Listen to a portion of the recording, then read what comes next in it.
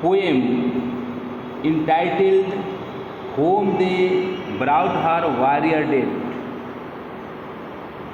It is clear, friends. Here the chapter entitled Home They Brought Her Warrior Dead. This poem is full of tragic.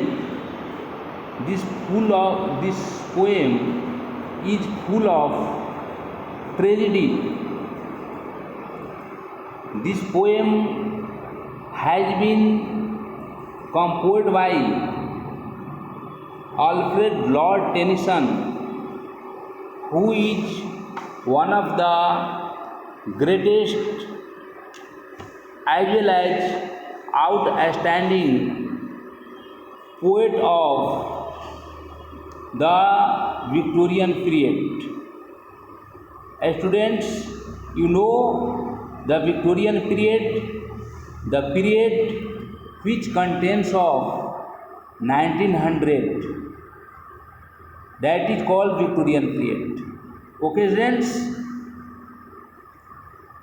in this present poem, the poet describes the profound feeling of a warrior wife as well as his family member. When a soldier dies in the field of battle, his wife along with his family members feels so grief profoundly that they are not able to say something in front of the dead body of soldier which had been brought from to his home. It is clear, friends? It is clear? That is to say, what is the central theme or the central subject matter or the summary of this poem. Now let us talk about the summary of this poem. Friends, here the poet said that this poem is about the profound grief, the profound shocking which is felt by the wife as well as the family member of a dead warrior. It is clear, students? That is to say, this poem is about the grief or shocking which is so deep that the person who is not able to say something, the body of the dead soldier was brought home, yet after seeing the dead body of the soldier, the wife of soldier was not able to say something. That is, she is not able to express her feeling in front of anyone, and she becomes so much unconscious that she is also not able to express her feeling. It is clear, students? Because she was in too much of shocking after seeing the dead body of her husband. Her husband here means the dead body of a soldier or a warrior. It is clear, friends?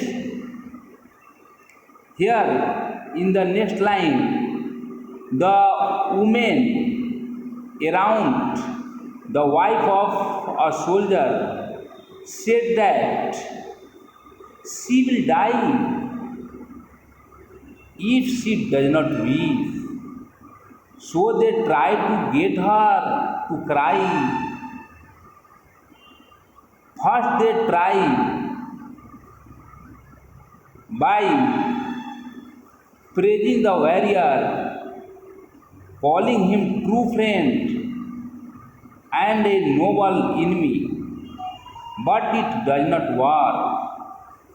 Here, the poet talks about the real friend of the warrior who has been recalled on the event of the warrior's death. Here, the poet also talk about his noble enemy. Here, in the next line, the poet says, the woman removes the cloth covering the face of the soldier, hoping this will make her cry. That is to say, the wife of warrior,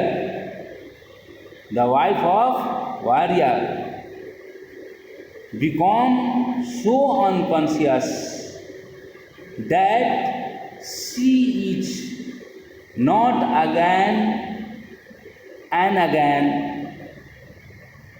say to something to somebody. It is clear, students?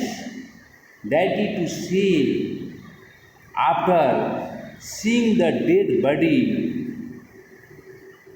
of a soldier, his wife as well as his family members are not able to say something. That is, they cannot say anything in front of anyone due to full of profound grief. It is clear, friends? And finally, a 90-year nurse places their child on her knee, and the tears come tumbling down. She says that she will live for her child. Something unlocks in her and she is able to cry. It is clear, friends. Here, in the end of the stanza of this poem, here the poet has compared the fine example of a simile in which he compares that the tears of soldier wife